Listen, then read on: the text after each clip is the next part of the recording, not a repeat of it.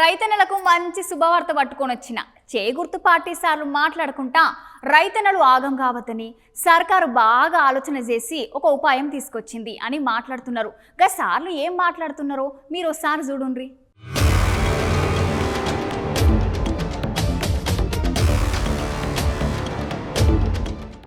అవునల్లా time కానీ టైంలో వానలతోని మస్తు తిప్పలైతుంది ఈసారి. అంతేకాకుండా రాష్ట్రంలో ఉన్న రైతన్నలు చూస్తే చాలా మంది కండ్లలో నీళ్లు పెట్టుకుంటున్నారు.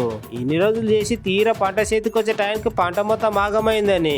అయితే ఈ ముచ్చట మీద మాట్లాడుకుంటా మంత్రి జూపల్లి కృష్ణారావు సార్ మాట్లాడిండు. సార్ మాట్లాడుకుంటా ఇప్పటికే పడ్డ ఓనెలకు చాలా దిక్కుల రైతన్నల పంటలు ఆగమైనాయి. ఈ చెడగొట్టుడు వానలతోని మా పంట మొత్తం ఆగమైంది. సర్కార్ సుత గదే విషయం మీద ఆలోచన చేసిందని అంటున్నాడు. గట్ల రైతన్నల గురించి ఆలోచన చేసి మా సర్కార్ ఒక మంచి నిర్ణయం తీసుకున్నది. ఇట్లా వానలతోని పంట ఆగమైపోయిన రైతన్నలకు నష్టపరిహారం ఇస్తామని సర్కార్ ఆలోచన చేసింది. కానీ ఈ ఎంపీ ఎలక్షన్ల కోడ్ కారణంతోనే పంట నష్టపరిహారం ఇవ్వడం ఇంత లేట్ అవుతుంది.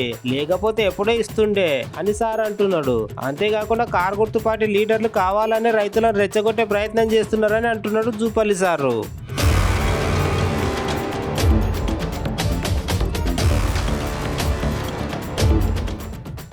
ఎంపీ ఎలక్షన్లు వస్తూ ఉన్నాయి కాబట్టి మీరు 4 రోజులకే మరి ఈ రకం ప్రకారం మాట్లాడితే అంటే రాజకీయ లబ్ధి కోసం మాట్లాడతారు.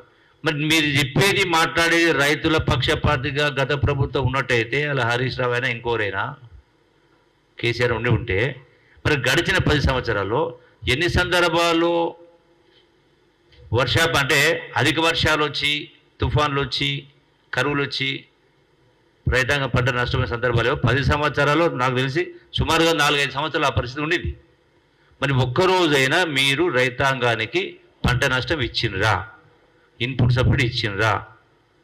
పోని గతంలో రైతాంగానికి పంట నష్టం జరిగితే అది కరువు వచ్చినా వరదలు వచ్చినా ఇన్సూరెన్స్ చేసేది.